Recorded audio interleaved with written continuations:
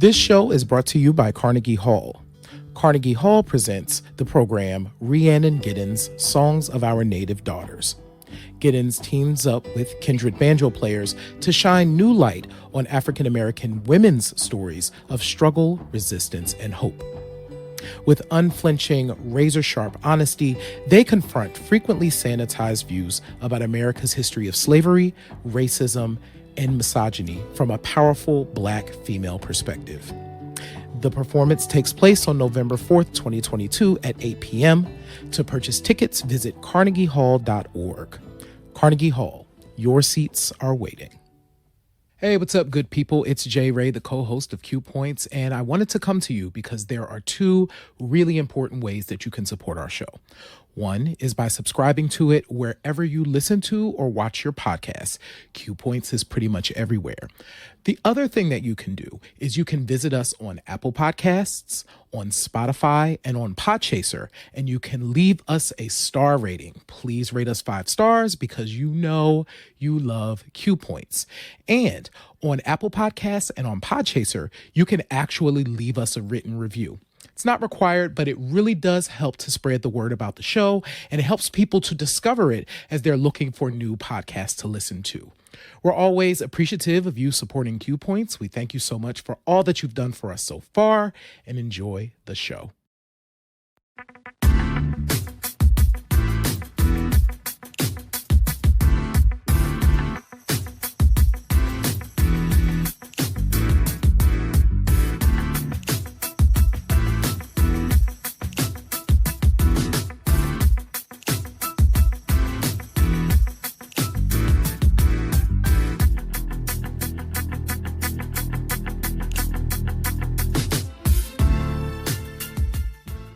See, I knew you just couldn't get enough of one episode. Welcome back to another immersive episode of Q Points.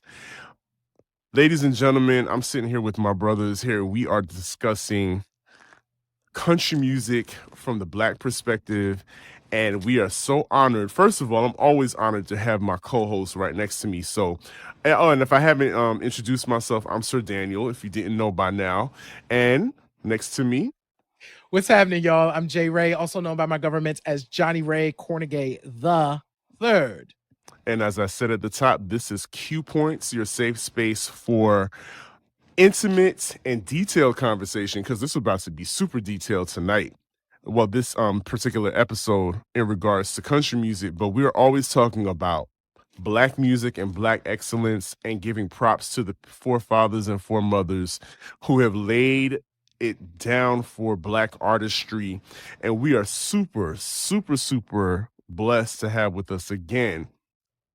Listen, I consider him the third Beatle around here. He is now officially a member of Q Points. I'm talking about none other than Big Mike. How you doing, Big Mike? I am good. That's high praise. I appreciate that. Thank you very much. You've earned it, man. Yes, you certainly have are earned an it. Honorary host of Q Points. Absolutely. I appreciate that. Thank you. Good to be back. I'm excited to talk about our topic tonight. I'm really excited for it. So let's just dive into it. I mean, we kind of laid down the foundation the last episode, and we gave you a crumb to follow us. We're talking about none other than Charley Pride this episode. And the last thing, Mike, you left us with a major nugget. Charley Pride was knighted or given the responsibility of being the lone Black gatekeeper in country music. And people were actually told, if you were a Black artist trying to break into the country scene, were actually told, you need to go speak to Charley Pride before you even come over here and try to get on any of our stages or any of our showcases. And Charley Pride right now, for those of you who are following on, and I'm listening too, I'm just like a listener, he is being presented to us as the gatekeeper, and what kinds of power and what kinds of responsibility came along with that. And Mike, I just want you to take it away. Charley Pride is probably the lone African-American Black person in country music. He is the guy that everybody refers to when they talk about African Americans in country music itself. So he's kind of an iconic figure. He's one of the pillars that I would consider, right? We got DeFord Bailey, we've got guys like T Tot. Those guys are pillars upon itself. They're foundations of those things, right? But upon that foundation, here's a better metaphor. Upon that foundation, Charley Pride is literally building, it becomes one of the pillars of country music, not just in the African American community, but in all of country music, period. And what's interesting about that, as I was doing a little bit more research to prepare for the show, is we wouldn't get Charley Pride until late 60s. Late 60s. So when we talked last time, we were talking about DeFord Bailey and his performance on the Grand Ole Opry radio, but he was kind of the person of color that really let other people know that African Americans are here in this space, right? He kind of owned the space. He kind of innovated that space, especially in the harmonica, when it came to the harmonica and that sound, adding that to the country sound. And then after DeFord, there really isn't anyone else, right? There's a gentleman named by Clarence Gatemouth Brown, I believe, but he's not as big, right? And then we get some of the other artists that kind of dabble in country. So we have like Ray Charles in the 60s. He crosses over, but he's not solely country music. We have the Pointer Sisters who dabbled in a little bit of country, right? But they're not considered country artists. We do not get a legit country artist, right? Who crosses over possibly like crosses over to something else until Charley Pride. He becomes the guy that really ushers in that we can own this space too. We can achieve in this space, and other people will appreciate our work, not just because of the pigment of our skin. And so that's how we get to Charley Pride, right? And so it's just a very interesting journey that it took us that much time in order for us to get an African American country superstar, right? And Charley Pride was born in 1934 in Sledge, Mississippi, and him and his father picked cotton. They were sharecroppers, and they picked cotton. And Charley, I guess they listened to a lot of music on the radio, right? And Charley was like, "Oh, I think I can do this." But that's not his first love. His first love is baseball. He joined the Negro League, Iowa State League at the age of 18, and then joined the Memphis Red Sox. And he excelled. He kind of owned all of the records. Those guys they were talking about, eventually you're talking about Willie Mays. He wanted to be mentioned into the same conversation with those guys, right? And he took his beat from Jackie Robinson. He saw Jackie Robinson cross and Branch Rickey kind of cross that barrier into Major League Baseball, breaking the segregation barrier. And so he wanted to play baseball. He knew that was possible to play baseball. And so he wasn't even thinking about music, right? He would play baseball during the day and then perform sometimes at some clubs at night. It was basically something that his friends, told him to do. He got drafted into the military in 1956. He got moved to Montana because of the military. He was released after 14 months because he never got deployed. And so while he was in the military, he was also singing at the Officers Club. When he got to Montana, he played some minor league baseball because the Smelt Company had a semi-pro team. And then at night, of course, he would perform. And then it just happened to be that his landlady that he lived with in Montana was like, "Oh, you should do gigs." And then he booked his first gig in Montana because of this landlady. Right?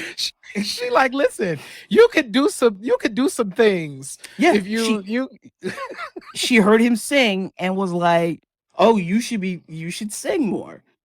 And so it was just funny how things kind of worked out. And then he somehow managed to, be at the woodshed, chopping away, honing his craft. And then Merle Haggard was looking for an opening act. And that is how he became the opening act for Merle Haggard. And that really is what launched his music career at that point, is opening for Merle Haggard. And so I think it's profound because you usually find what you're destined for in the path of something that you're really looking for, right? You think you're going after this and you go, oh, that over there looks really appealing. It's kind of how I felt about radio, right? I was after radio and then I found podcasting and I was like, ooh, I can do this. This is something that I can do and I think I can excel at that. So that's kind of that's like really the abbreviated early years of Charley Pride, is how he got into music. Music wasn't even his first choice. Baseball was.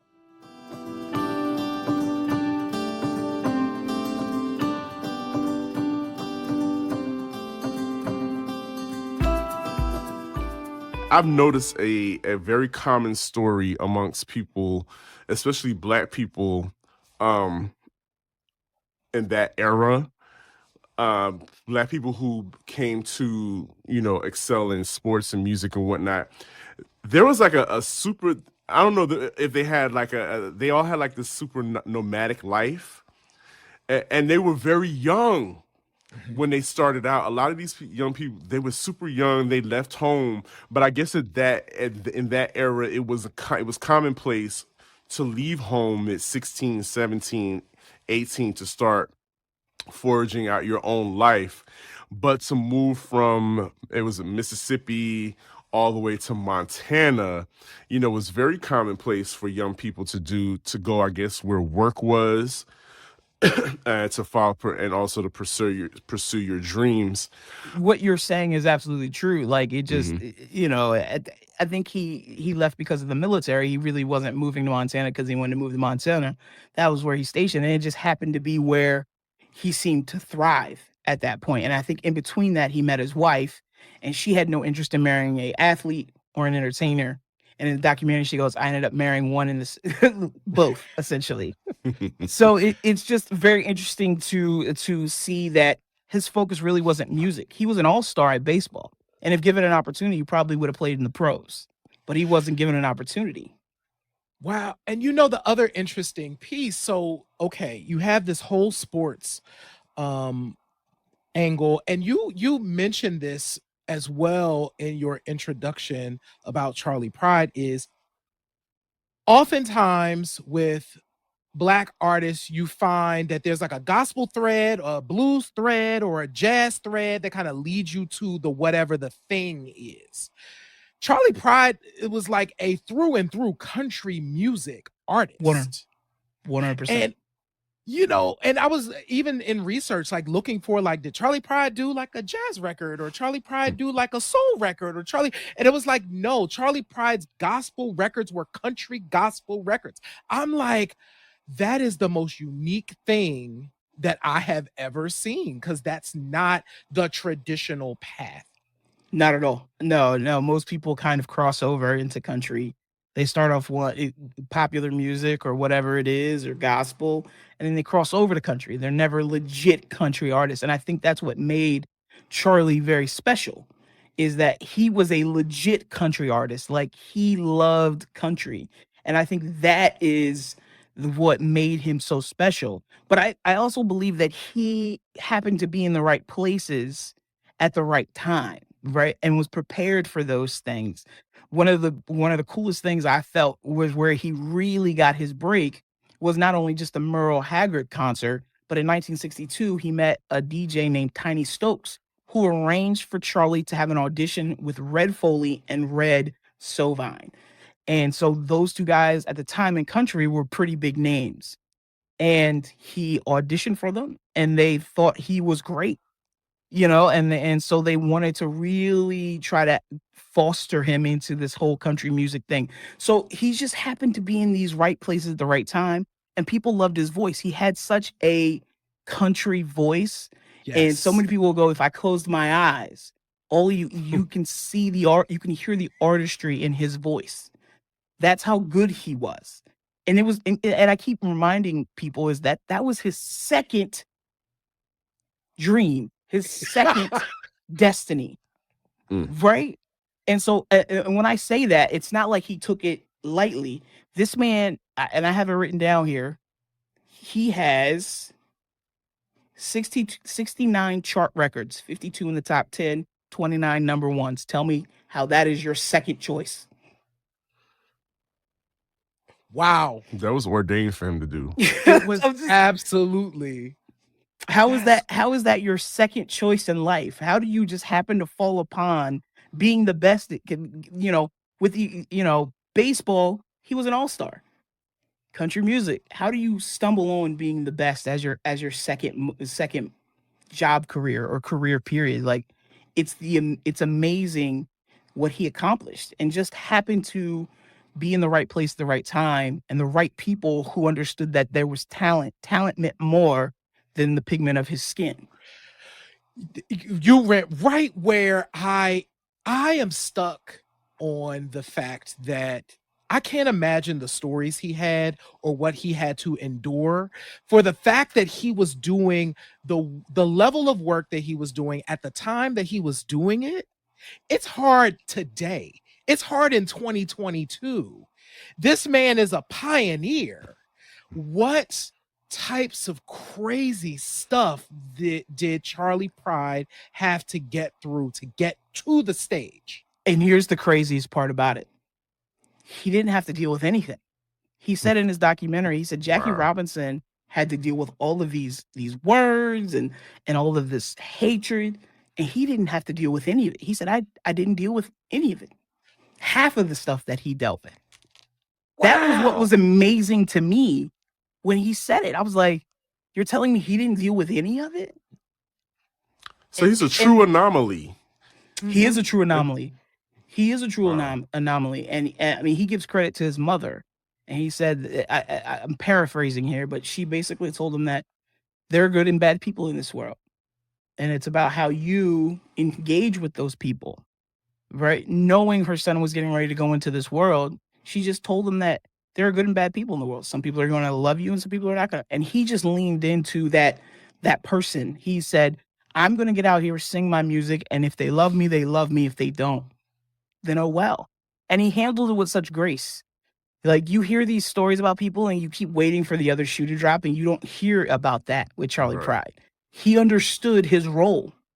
He understood what he needed to do, and he excelled at it. He didn't just show up and do half acid.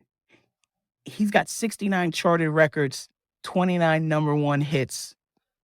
Right? So that he's got Grammys, he's got CMA awards. And so he showed up. He showed up for for people who look like us. And he did it without having, sometimes people like us go, we demand that you represent us. We demand that you do these things because you're the only one in that space. And he did it his own way. And he didn't let other people determine what he was doing. There's a story in the documentary about when Martin Luther King died, April 4th, 1968, I believe, is the date. And he was on tour with another artist named Guy Mitchell, and he was in Big Spring, Texas.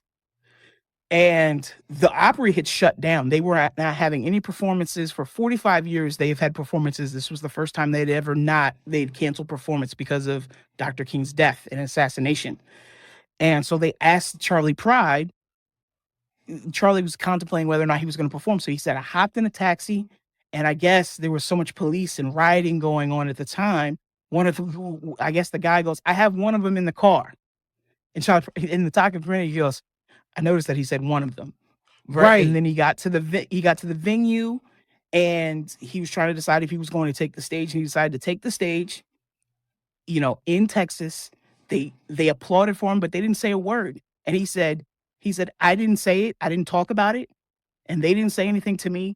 They applauded. And he said, what made the difference is that I was the only person that looked like me in that room. And they stayed and they listened and they applauded. And he said, that's what I chose to do, is go out in there and play. And some people, today's age, somebody would be like, he'd walk out on that stage and he would be lambasted for not saying a word. Absolutely. Chrisette Michele didn't have a career for like 5 straight years because she took a gig. I think there's a lesson. One of the lessons I take from just hearing that story is, one, sometimes shit is just complicated. 2, we get to choose. It's okay. Whatever we choose to do in the times that we choose to do it is okay. It's just a choice that we made. And the choice that he made was to get on that stage and have this crowd have to reckon with the fact that this black man is standing in front of them, giving them their life. And can I add to that? It's probably, when you're the first to do something, a lot of people think that it's hard. And like Mike said at the beginning, we were probably all like, he probably must have went through it. It's super hard being the first to do something. But on the other side of that same coin is being that you're first, you can make the rules up as you go along. There aren't any rules that he had to stick to. Basically, he like you were saying, he probably didn't know. He didn't have to think about what he was supposed to look like because he didn't have that kind of representation before him. Like all of us, if we're hopping into podcasting, if we want to be rappers, DJs, we kind of know what that's supposed to look like. Charley Pride didn't have any of that. He didn't have any kind of blueprint or any kind of guide to go by, and which is possibly for the best, because he and probably gave him the fearlessness to stand in front of that crowd in spite of a national, something as nationally horrible going on at the time as Dr. King's murder, his assassin, and still be able to stand in front of them. Because to your point, if that happened in 2022, Charley Pride would have been canceled, dragged. What else can we have called him? He would have been all the things in 2022, but that was definitely thanks to him being born at the right time and the right, the universe has a way of doing things. And it's best that Charley Pride was definitely there when he was. Yeah, I mean, 100%. He just had a charisma about him that I think a lot of people took to. And I've seen some interviews with him, and he addresses the pigment. He says he's like, I have different pigment than you. That doesn't make me any different. He was just very charismatic, and people were drawn to Charley in that sense, in my opinion. And so it was just really cool that people just heard this voice and they were like, oh, this guy, he's going to be famous, right? Even to the point where he met his manager, Jack Johnson, stayed with him for most of his career, introduced him to Cowboy Jack Clement, who was the producer for most of his career. And they were probably more worried about it than Charley was. In fact, his debut album, on the cover, it says Country Charley Pride, because they wanted to make sure that the DJs understood that this was a country record, that this was a country album. And when they released the album, they didn't do traditional promotional headshots or bio, because they wanted to make sure that people heard it first. And then when they heard it, plastic. Then they wanted to play it. But these two, Jack Johnson and Cowboy Jack Clement, they were smart. They were hip to the game, right? Because they were very famous. And then eventually Jack Johnson introduced Charley to Chet Atkins, and he was an upcoming writer at RCA. And then he heard them and signed Charley Pride to RCA. And now, I mean, and from there it was just like boom, boom, boom, boom, boom, like how he just became one of the biggest country stars there. And what legitimized him is he was doing a show with Willie Nelson, probably one of my dad's favorite country artists. Willie Nelson on the stage at this huge country jamboree, kissed him right on the lips.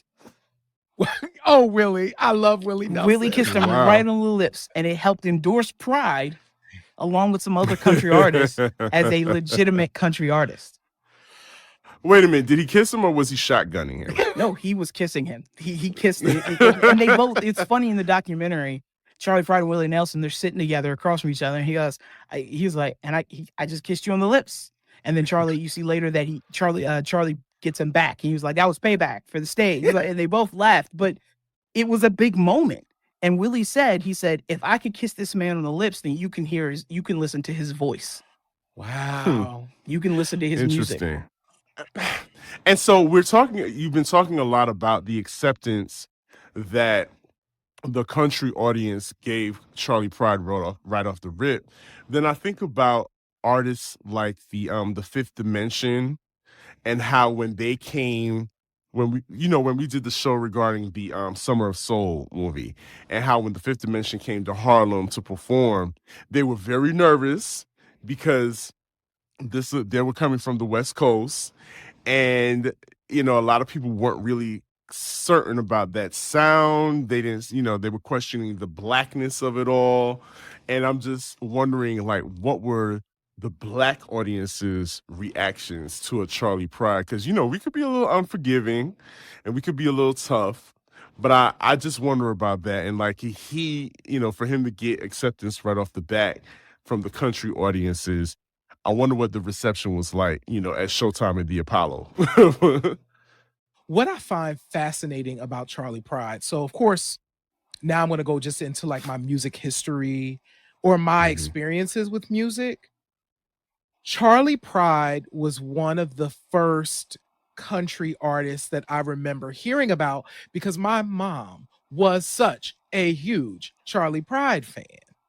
You know what I'm saying? So I think for at least the upbringing that I had, for the Black folks that also were into country and pop, those Black folks were hugely into Charley Pride too, and weren't questioning his blackness or non-blackness in any particular way, because it was like, yo, he's from the South. This makes sense, right? So I think there's always the question of country as a white man's music. It's funny that I said it that way, white man's music. That's why women in country have always had to like fight too.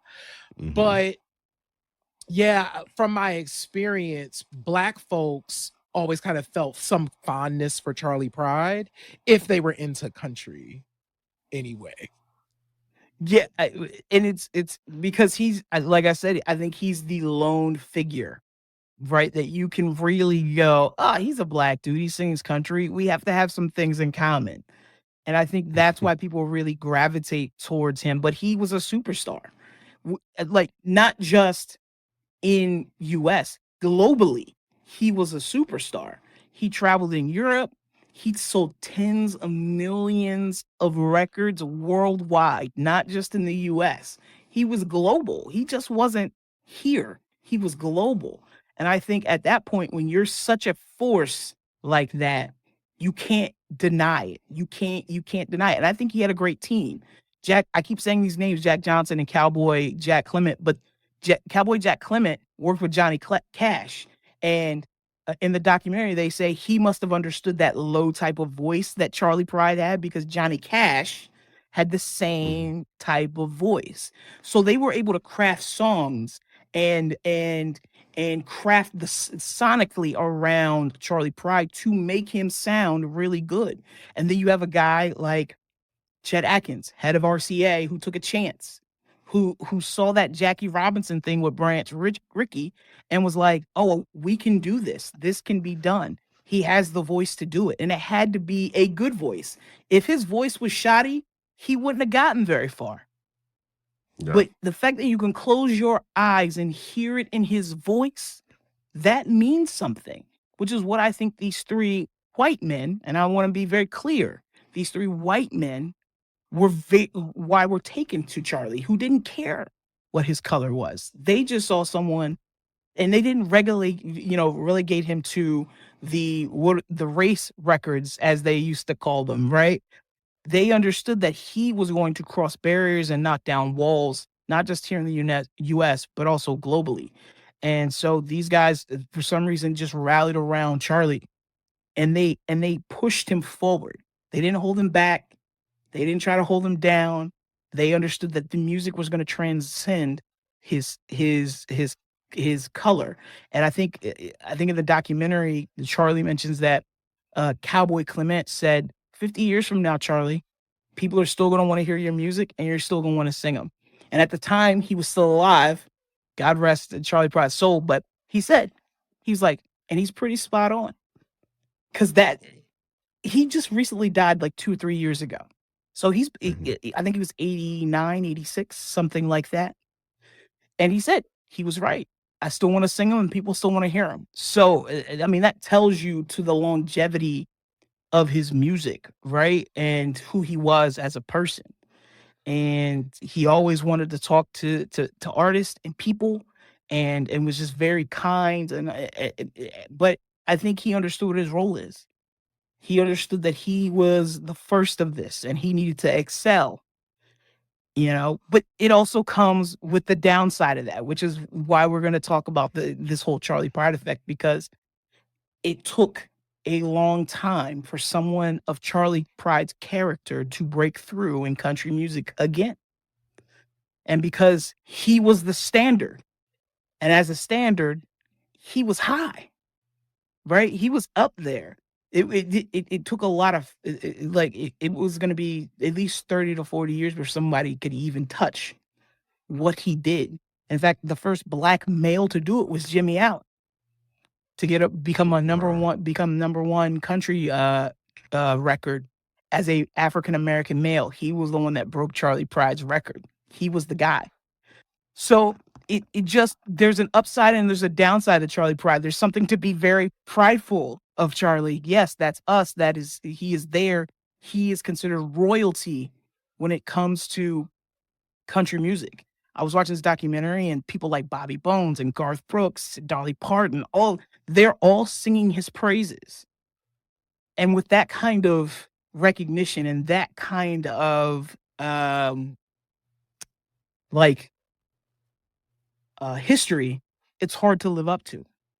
So now that I understand better about Charley Pride, I understand why it took so long for someone to kind of break through, because they were holding anybody that stepped through that door after Charley was held to the Charley Pride level.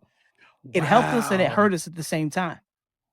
Yeah, it's crazy that you say that, because it makes sense. So in preparation for this show, I was like, well, let me, dive into some Charley Pride performances. And I was like, God damn, like, boy can sing.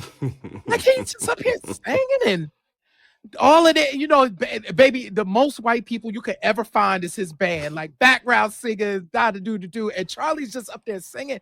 And I'm sitting here like, yeah. The voice steel guitar player that's on the stage with him to I think his right, that's like his best friend. He was in the documentary. And like, they were going to meet another country artist, I guess, that was kind of the gatekeeper at the time. And they were like, well, Charley, when you meet him, he's probably going to say the N-word to you.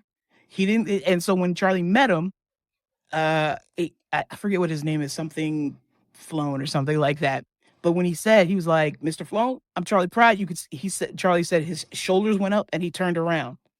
And he said, Charley, I really like the music you're doing. And then he said something about a jig. And the guy next to him during the interview, the steel guitar player, was like, he winced because he was like, I don't like that word. And Charley goes, I know. That's what he said, though. It was just funny how these people are so protective of Charley. And you must have known that he probably had a really good team with him through all of these years. Yes, I would imagine that he had a amazing team, managers, whoever was doing the things was doing the right things behind the scenes. And here's the cherry on top that I don't think a lot of people know. He was diagnosed with bipolar disorder. Really? When he was overseas touring. He said he had trouble sleeping and he was having all of these issues, and they realized that he had been diagnosed with bipolar disorder. And so he started taking his medication. And so all of these people came up to him and was like, thank you for telling and letting us know that you're this, and you started taking your medication. Because of you, I started taking my medication. And so imagine this whirlwind, you're like this country superstar. Essentially, you're the face of country at this point, and then you're diagnosed with bipolar disorder. And you have to manage that on top of the craziness that the entertainment world gives you. Crazy. And he did it with grace. He did it with grace. That is the thing about it, is that he did it with grace. So when we talk about the Charley Pride effect, it's not just that. Right? It's not just that he was the standard and it made it hard for everyone else, but he was the standard because of the things that he did and the things that he was able to overcome. The man was picking cotton. He was picking cotton with his dad, and now he's touring the world. It's insane, the things that he accomplished. So I know people can talk the praises of Charley Pride, but when you get into the nitty-gritty of it, you really understand why he was who he was and why he's royalty when it comes to country music. Wow. Mike, that blew my mind. You have to please, we'll make sure that we include the link to the documentary that you watched as well. So other folks can. Yes, I'm nonplussed by those facts that you just dropped as well, Mike. But it also makes me think about how if other artists in that era were treated with the same kid gloves, with the same love and care as how Charley Pride was taken care of, how many of those artists that died young or died penniless could have lived to the ripe old age of 86, 89 years old, still performing, still, holding on to the money that they earned, and still have that money because they had a team that took care of them the way they took care of Charley Pride. And it's like, it can be done. It could have been done.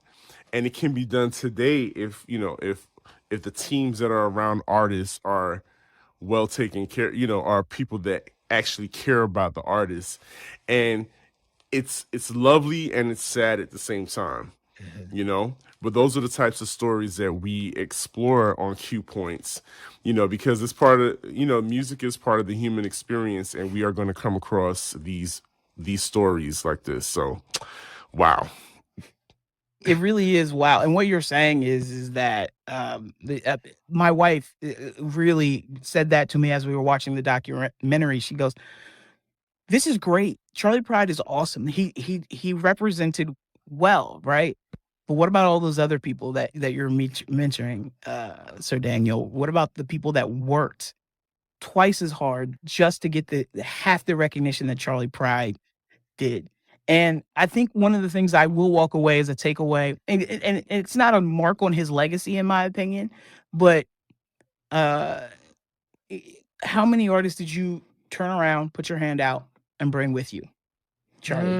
No offense to Charley Pride, right? Right. That's real. But then I go, well, maybe he was just trying to survive at that point. I think it makes it tough. And I think he contributed in the way that the best way he could. I mean, eventually him and Jack Johnson created a publishing company called Pi Gen. He's a Pisces. Jack Johnson is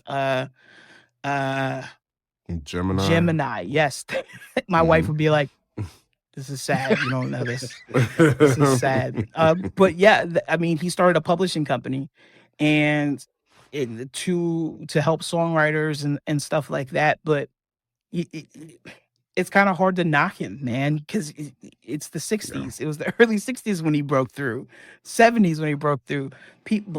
Black people were just starting to gain respect, basic respect. Martin Luther King had been assassinated, and it's funny because I'm a documentary fiend, so we were watching this documentary on Netflix about the history of racism in America. And he described it as this hill, and we are pushing this rock up the hill. And every time we get to a tipping point where we're going to actually accomplish something happens and the ball rolls back down the hill, right? And he describes the assassination of Martin Luther King as one of those moments that the ball rolled all the way back down the hill when it comes to the civil rights movement. And so I think when you look at it that way, Charley did exactly what he needed to do to be successful and to kind of not bust open the door, but just crack it enough that someone can put their foot in and hold it open for everybody else. Right? And so at that point, then I go, well, then he did his job. Man, oh man, he did his job.